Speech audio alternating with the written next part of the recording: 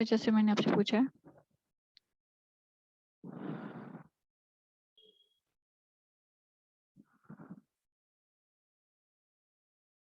चलें जी, let's start our class. हम class start करते हैं। पार्टिसिपेंट्स काफ़ी स्लो स्लो आते हैं, थक जाते हैं इस टाइम। ओके, स्टार्ट करते हैं। बिस्मिल्लाहिर्रहमानिर्रहीम। हमने कल किया था, बेट के पोस्टुलेट्स किए थे, और हमने कहा था कि लैंग्वेज की ही जो आपकी एब्जॉर्प्शन आइसोथर्म था, उसी को इन्होंने एक्सटेंड किया था बेट इक्वेशन, जिसको कि ब्रॉनर, एमिट और टेलर ने एक्सप्लेन किया था। ठीक है, तो उसकी डेरिवेशन हम आज स्टार्ट करते हैं। इसमें जो है सबसे पहले जो है डेरिवेशन, ये जो है सारी की सारी पोस्टुलेट्स के ऊपर बेस्ड है। पोस्टुलेट्स में हमने क्या कहा था, सबसे मेन चीज हमने कही थी कि जो आप लोगों के वहाँ पर लैंग्वेज ने मोनोलेयर के बारे में डिस्कस किया था, उसी को एक्सटेंड करके उन्होंने मल्टी लेयर के लिए डिस्कस कर लिया था। और उन्होंने कहा था कि जैसे मोनोलेयर के लिए सरफेस बिहेव करेगी, उसी तरह से मल्टी लेयर के लिए हर जो भी सक्सेसिव न्यू लेयर आएगी, वो पहली लेयर को एज ए सरफेस मतलब एज ए सरफेस लेगी। जैसे ऑलरेडी एक सरफेस बनी हुई है, जैसे यहाँ पे देखें, एक बेयर सरफेस है अर्जॉर्बेंट की। जब उसके ऊपर आकर कहीं से अटैच होते हैं मॉलिक्यूल्स, ठीक है, तो लैंगमैन ने कहा था कि there should be some active sites on the surface. वो एक्टिव साइट्स होंगी तो ही एब्जॉर्बेंट जो होगा आपका वहां पर जाकर अटैच होगा। ठीक है, लेट्स सपोज कि हम कहते हैं कि यहाँ यहाँ जहाँ जहाँ पे ये अटैच हुए, first layer, first molecules attach हुए हैं, ये उसकी एक्टिव साइट्स थी, वहाँ अटैचमेंट हो गई।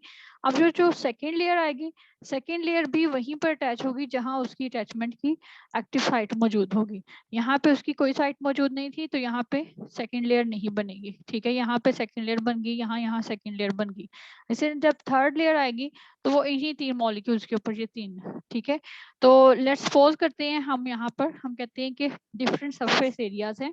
ओवरऑल जो सरफेस एरिया है आपके पास एब्जॉर्बेंट का, वो डिवाइड हो जाता है। ठीक है, एक वो सरफेस एरिया जहाँ पे कोई भी मॉलिक्यूल नहीं है, this is without any absorbent molecule. यहाँ पे कोई भी एब्जॉर्बेंट मॉलिक्यूल नहीं है, तो इसको उसने एस नोड का नाम दिया है या एस जीरो का नाम दिया है। ठीक है, जहां पर एक मॉलिक्यूल या एक लेयर ऑफ मॉलिक्यूल आती है, उसको वो दे रहा है S1 का नाम। और जहां पे बाई लेयर बनती है, ठीक है, डबल लेयर बनती है, तो उसको वो कह रहा है S2 का नाम।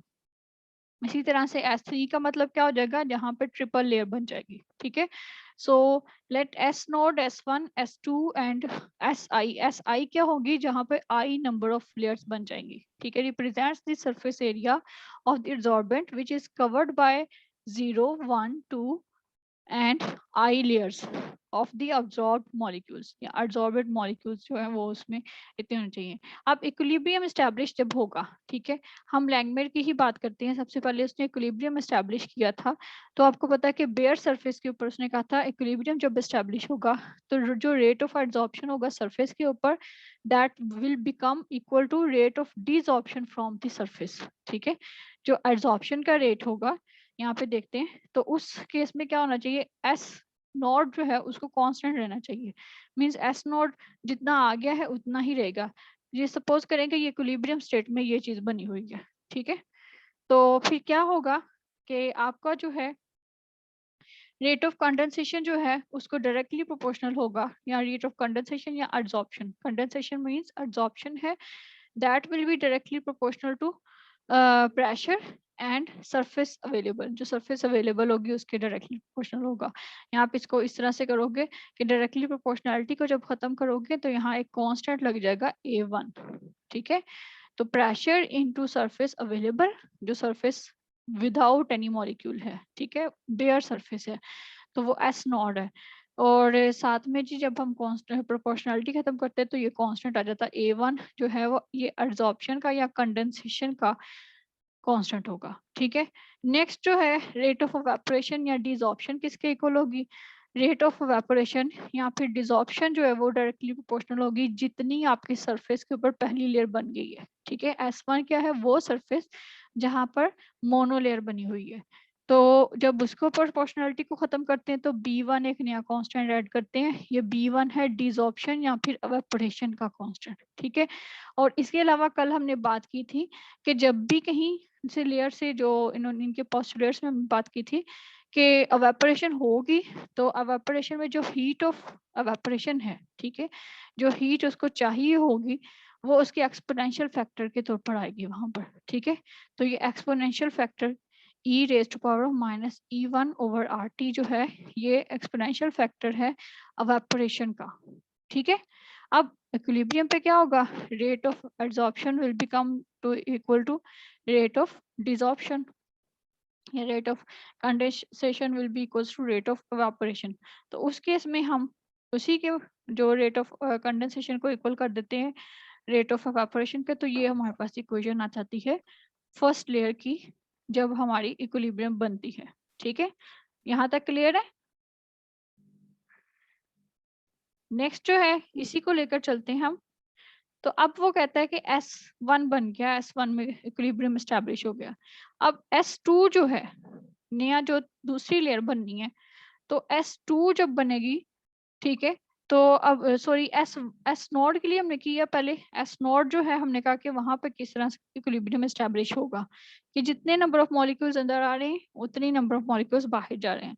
अब S1 बनी है, उसके ऊपर S2 ने बनना है, तो S1 जो है वहां पर भी इक्विलिब्रियम एस्टैब्लिश होगा। जब इक्विलिब्रियम एस्टैब्लिश होगा, वही बात हमने जो की पीछे कि इक्विलिब्रियम एस्टैब्लिश हुआ है। अगर फर्ज करें ये एक मॉलिक्यूल आकर यहाँ पर अटैच होता है तो यहाँ से एक मॉलिक्यूल ऊपर चला जाएगा, ठीक है। तो ये जो है इसमें जो है S1 के ऊपर इक्विलिब्रियम एस्टैब्लिश होगा। S1 के ऊपर इक्विलिब्रियम जो एस्टैब्लिश होगा वो 4 चीजों से चेंज हो सकता है, ठीक है। मतलब S1 can be change in 4 different ways. वो कौन कौन से डिफरेंट वेज हैं ये देखते हैं हम। नंबर 1 तो जो हम कहते हैं जी by condensation on the bare surface, ठीक है। जो खाली सरफेस है उसके ऊपर कोई और कंडेंसेशन हो जाए, कोई और एब्जॉर्प्शन हो जाए तो S1 ज्यादा हो जाएगा। ऐसे ही है, S1 सरफेस एरिया ज्यादा हो जाएगा, ठीक है, जहाँ पे मोनोलेयर अवेलेबल है। Number 2 by evaporation from first layer, यहाँ जो S1 ऑलरेडी अवेलेबल है वहां से एवेपोरेशन हो जाए तो वो हम तब भी आपका S1 के सरफेस एरिया चेंज हो जाएगा।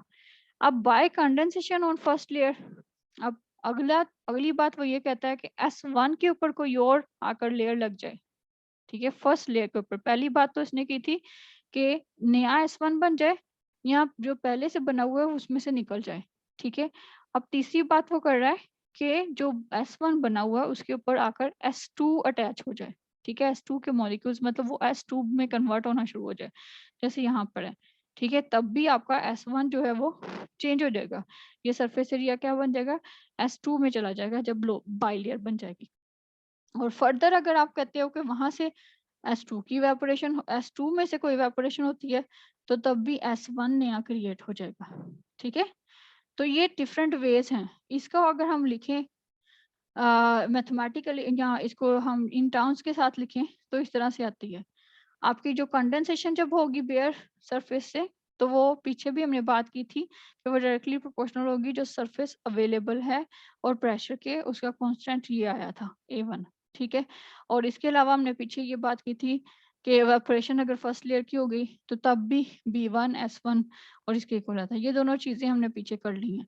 अब S1 में और भी चेंजेस कहाँ कहाँ से आ सकती है, जब कोई नई लेयर आएगी। जब नई लेयर आएगी तो नई लेयर ने क्योंकि S1 के ऊपर अटैच होना है तो नई लेयर भी डेफिनेटली प्रेशर के डायरेक्टली प्रोपोर्शनल होगी और जो S1 सरफेस मौजूद है उसके प्रोपोर्शनल होगी। उस केस में दूसरी लेयर बन रही होगी इसलिए उसका प्रोपोर्शनैलिटी कांस्टेंट A2 आ जाएगा, ठीक है। ये A2 जो है, A2 सिर्फ ये है कि ये पहली लेयर बनने के लिए है कंडेंसेशन, ये दूसरी लेयर बनने के लिए। ये पहली लेयर में से इवेपोरेशन होने के लिए और ये दूसरी लेयर में से इवेपोरेशन होने के लिए क्या हो जाएगा, B2 into S2 e raise to power E2/RT, ठीक है। अच्छा, ये चीजें हमने ज्यूम कर ली। अब वो कह रहा है कि इस तरह से हमारा S1 जो है वो चेंज हो रहा है, ठीक है। अब यहाँ पे S1 नया बन रहा है जब एड्सॉर्प्शन आपकी आपकी जो है एड्सॉर्प्शन सॉरी यहाँ पे आपका कम हो रहा है, ठीक है। सरफेस एरिया S1 जो है वो कम हो रहा है। कैसे कैसे कम हो गया S1, जब वहां पर S2 बनना शुरू हो जाएगा, या फिर S1 में से कुछ वेपोरेशन हो जाएगी। ठीक है, ये S1 में से वेपोरेशन हो रही है और ये S2 बनना शुरू हो गया, लेकिन वो ज्यादा कब होगा, यहाँ पे कम होगा, ये पहली वाली टर्म में। दूसरी टर्म में क्या हो जाएगा, दूसरी टर्म में हम कहते हैं कि जब वो किसके, ये वाला रेट जिसमें S1 कम हो रहा है, ये रेट इक्वल हो जाएगा जिसमें S1 ज्यादा हो रहा है। अब S1 ज्यादा कब होगा, जब आपकी एड्सॉर्प्शन बेयर सरफेस के ऊपर ज्यादा हो जाएगी, एस नोड के ऊपर आपकी एड्सॉर्प्शन स्टार्ट हो जाएगी, या फिर आपकी S2 में से कुछ एवेपोरेशन हो जाएगी, तब भी नया S1 बन जाएगा। इस केस में S1 बन रहा है, इस केस में S1 कम हो रहा है। तो रेट ऑफ ये जो इसका रेट है S1 के कम होने का, ये जो रेट है S1 के बनने के रेट के इक्वल हो जाएगा। इक्विलिब्रियम में ऐसे ही होगा ना। अब इक्विलिब्रियम में जब ऐसे जाता है, तो अब देखें क्वेश्चन नंबर 1 में हमने कहा था ये चीज जो है इक्विलिब्रियम में जब आती, तो अब क्योंकि इक्विलिब्रियम में हमने कहा S1 पे ये वाला फैक्टर आएगा, S नोड पे पीछे आता।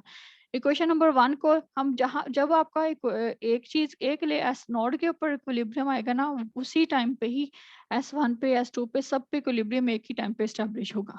ठीक है, तो अब जब हम कहते हैं कि इक्वेशन नंबर 1 में देखें, तो ये दोनों चीजें इक्वल थी, जो चीजें इक्वल है उनको हम कैंसिल आउट करते हैं, तो आपके पास बचता है A2P S1 B2 S2 e raise to power E2 over R3। ठीक है, ये दोनों फैक्टर्स बच गए, तो ये आपकी इक्वेशन के अंदर आ गए। इसका मतलब है कि जब आपका S1 के ऊपर इक्विलिब्रियम एस्टैब्लिश होगा, तो आपका rate of absorption on S1 will be equals to rate of desorption from S1 sorry S2। ठीक है, S2 में से डिसॉर्प्शन हो रही है और S1 के ऊपर एड्सॉर्प्शन हो रही है। ठीक है, तो वो कहता है कि तब ये रेट्स इक्वल हो जाएंगे, जैसे हमने पीछे किया था। फर्स्ट में भी हमारा S नोड वाली वैल्यू ही अब आ गई। इसमें डिफरेंस सिर्फ और सिर्फ ये है कि वहां पर एड्सॉर्प्शन के लिए A के ऊपर 1 था और S जो था वो 0 था, ये वाला S। ठीक है, और यहाँ पे B1 S1 और E1 था। अब जब सेकेंड लेयर बनेगी, सेकेंड लेयर में ये आ जाएगा। अब जब थर्ड लेयर बनेगी, तो उसी तरह से ये जो A के साथ S होगा वो एक नंबर कम हो जाएगा। तो यहाँ से आप आइडिया लगा सकते हैं कि बाकी लेयर्स का भी अगर I लेयर बनती है, तो AIP S I-1 होगा, BI SI और E raise to power EI ऊपर RT। ठीक है, यहाँ तक कोई कंफ्यूजन है तो पूछ लें। मैम ये जो फर्स्ट पे इधर लिखा हुआ है रिएक्शन डेरिवेशन लिखी हुई है, इसको प्लीज एक दफा एक्सप्लेन कर दें, ये किसको किसके ये साथ जो आपने कैंसिल? कैंसल आउट हुआ है, जी मैम। इसमें पीछे हमने किया था ना, हमने कहा था कि S1 जो है आपका किस किस तरह से चेंज हो सकता है। हमने कहा था ये 4 चीजें हैं जो S1 को चेंज करेंगी। ये चारों चीजें है ना S1 को चेंज करेंगी। इसमें से 2 जो है S1 को इंक्रीज करेंगी, एक 2 जो है वो S1 को डिक्रीज करेंगी। जब कंडेंसेशन बेयर सरफेस पे खाली जगह पे, ये देखें ना S नोड वाली जगह पे अगर नई कंडेंसेशन हो जाती है, नए मॉलिक्यूल्स आ जाते हैं, तो ये भी तो S1 में कन्वर्ट हो जाएगा ना। ठीक है, नंबर 2 आपका ये जो 4th नंबर है, नंबर 1 में भी इंक्रीज हो रही है S1 और 4 नंबर में भी इंक्रीज हो रही है। 4 नंबर में क्या होगा कि S2 में से जो ऊपर वाले मॉलिक्यूल्स है वो एवेपोरेट हो जाए, एवेपोरेशन फ्रॉम सेकंड लेयर, तब भी आपका S2 कन्वर्ट हो जाएगा S1 में। तो S1 दो तरह से इंक्रीज हो सकता है। ठीक है, इस तरह से या इस तरह से। और S1 डिक्रीज कब होगा, डिक्रीज होगा या तो वेपोरेशन हो जब फर्स्ट लेयर में से S1 में से वेपोरेशन होनी शुरू हो जाए, S1 जो है S0 में कन्वर्ट हो जाएगा, या आप S1 के ऊपर नए मॉलिक्यूल्स आ जाएं, S1 के ऊपर कंडेंसेशन स्टार्ट हो जाए, तो S1 तब भी S2 में कन्वर्ट हो जाएगा। ठीक है, यस मैम ठीक है। ठीक है ना अब। ठीक है, जी तो अब मैम। यहाँ से चीज क्लियर हुई है आपको कि यहाँ पर पहली जो आपकी ये देखिए लेफ्ट साइड पे जो दोनों टर्म्स हैं, इन दोनों टर्म्स में आपका S1 क्या हो रहा है, डिक्रीज हो रहा है। या आप ये कह सकते हो कि S1 कन्वर्ट हो रहा है S0 में या S2 में, लेकिन इसमें जो है S0 या S2 जो है कन्वर्ट हो रहे हैं S1 के अंदर। ठीक है, इक्वेशन 1 में हम देखते हैं तो ये दोनों चीजें वहां पर भी इक्वल थी, जब दोनों चीजें इक्वल हैं तो वो कैंसल आउट हो जाएंगी दोनों साइड से, तो बाकी चीज बचेगी ये। हम कहते हैं कि S1 को चेंज करने के लिए 4 फैक्टर यूज होते हैं, लेकिन बाकी 2 फैक्टर्स एक दूसरे को ऑलरेडी बराबर कर रहे हैं ना, ये दोनों फैक्टर्स ऑलरेडी उसको बराबर कर रहे हैं, ठीक है। तो पीछे बचते हैं 2 ही फैक्टर्स, वो एक दूसरे को बराबर कर लेंगे इक्विलिब्रियम पे, ठीक है जी। अभी क्लियर है ये सबको? क्योंकि ये कि Yes, इसके ma'am. आगे हम चलते हैं तो वो थोड़ी सी चेंज आ जाएगी चीज में, होगी यही चीजें यूज होंगी। ये एक कॉन्सेप्ट है, आपका एक पार्ट खत्म हुआ है।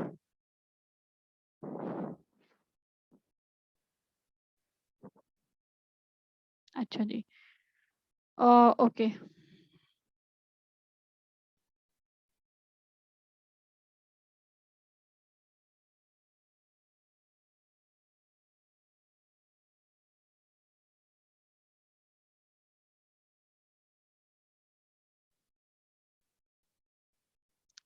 अच्छा, यहाँ पर अब देखिए ये चीज हो गई। अब वो कहता है टोटल सरफेस एरिया हम लेते हैं, आपकी क्वेश्चन नंबर 4 तक आ गई है, ठीक है। आई लेयर के लिए ये आ गई। तो total surface area of absorbent क्या आएगा? टोटल सरफेस एरिया वगैरह के एब्जॉर्बेंट का हम लेते हैं A is equal to summation SI, ठीक है। समीशन SI मीन्स के जितनी आई लेयर्स बनी हैं, और उसकी अपर लिमिट है इन्फिनिटी और लोअर लिमिट स्टार्ट होती है 1 से, ठीक है। आई जो है वो स्टार्ट होता है 1 से लेकर इन्फिनिटी तक जा सकता है। और वॉल्यूम, टोटल वॉल्यूम जो एब्जॉर्ब हुआ है वो किसको इक्वल आएगा? V will be equal to V naught summation I into SI। उसकी अपर लिमिट भी इन्फिनिटी है और लोअर लिमिट है I इज इक्वल टू 1, ठीक है। पहली लेयर से लेकर इन्फिनिटी लेयर तक जो जाती हैं, ये आपके टोटल सरफेस एरिया की वैल्यू है और ये टोटल वॉल्यूम की वैल्यू है। इसमें वी नोड क्या है? वी नोड को हम देखते हैं। वी नोड एक्चुअली जो है वो डिनोट करता है volume of gas absorbed on 1 cm³ of absorbent surface. जो एब्जॉर्बेंट की सरफेस है उसके 1 cm³ को ऊपर कितनी गैस एब्जॉर्ब हुई है उसके वॉल्यूम को, ठीक है। और ये कितनी गैस, जो जो गैस उसमें यूनिमॉलिक्यूलर लेयर बना रही होगी, तो ठीक है। तो वी नोड गैस का वो वॉल्यूम है जो कि 1 cm³ के ऊपर यूनिमॉलिक्यूलर लेयर बनाने के लिए काफी होगा, ठीक है। ठीक है जी, वी नोड गैस का वो वॉल्यूम है जो कि 1 cm³ एब्जॉर्बेंट की सरफेस को ऊपर यूनिमॉलिक्यूलर लेयर बना रहा है, ठीक है। अब पीछे जो हमने टोटल सरफेस एरिया और वॉल्यूम का देखा था, तो उन्हीं इक्वेशन को हम क्या करेंगे, वॉल्यूम ओवर एरिया कर लेंगे। V ओवर A लेते हैं, तो V की वैल्यू ऊपर, A की वैल्यू नीचे। V नोट को A के साथ ले जाएं तो V over A V note बनता है, ठीक है। रीअरेंज सिर्फ किया है। और ओवरऑल अब AV नोड क्या हो जाएगा? VM इसको कहेंगे। VM क्या है? VM वो वॉल्यूम है गैस का जो कि कंप्लीट जो सरफेस एरिया है आपका एब्जॉर्बेंट का, उसके ऊपर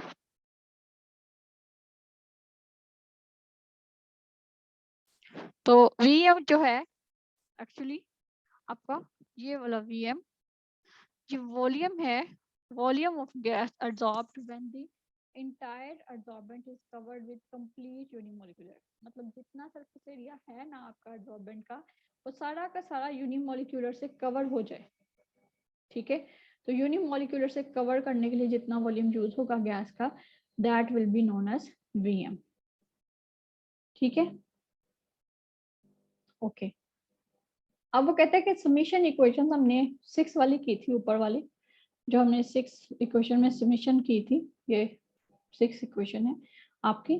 तो अब वो कहता है कि इसको सॉल्व आउट करने के लिए कुछ अजम्पशंस बनानी पड़ती हैं।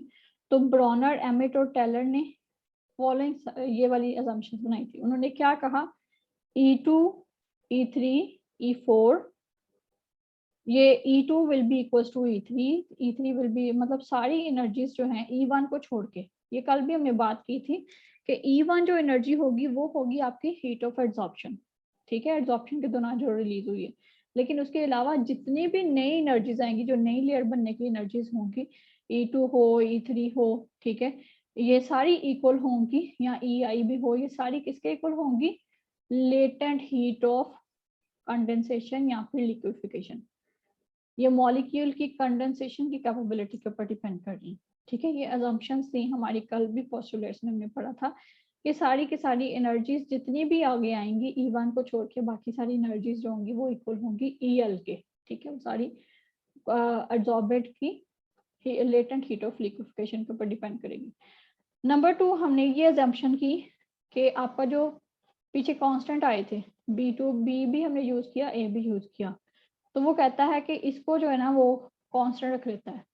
उसने रेशो बनाई B2 ओवर A2 की रेशो, B3 ओवर A3 की रेशो और B4 ओवर A4 की रेशो, इस तरह BI ओवर AI की रेशो जो है ये सारी जो है वो कहता है कि कांस्टेंट है, इनकी रेशोस कांस्टेंट है और उस कांस्टेंट को उसने नाम दे दिया है G का।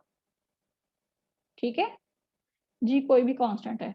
अब हमने जितनी भी S1, S2, S3 और SI की हमने पीछे इक्वेशंस निकाली हैं उसको हम S नोड के साथ रिप्रेजेंट कर सकते हैं। ठीक है, तो ये चीज जो है बाद में क्लियर हो जाएगी, ये अभी नहीं हम ये छोड़ते। ठीक है, बाद में मैं आपको बताऊंगी ये क्या है। ठीक है, आगे देखिए। अब इक्वेशन नंबर 1 में हमने ये कहा था A1 P S naught is equal to B into S B1 into S1, ये 1 है। ठीक है, इंटू E माइनस जो एक्सपोनेंशियल का जो रेज टू पावर है -E1 ओवर RT, यही हमने लिखी थी ना, ये तो क्वेश्चन नंबर 1 हमने पहले डिस्कस कर ली हुई है। अब इसमें से S1 को हमने सेपरेट करना है, S1 की वैल्यू हमने लेनी in terms of S node, तो S1 को इधर ही रहने दें, बाकी चीजें जाएंगी, तो B1 जाएगा यहाँ पे चला जाएगा A के नीचे। ठीक है, और ये पूरी की पूरी वैल्यू भी चली जाएगी आपकी उधर।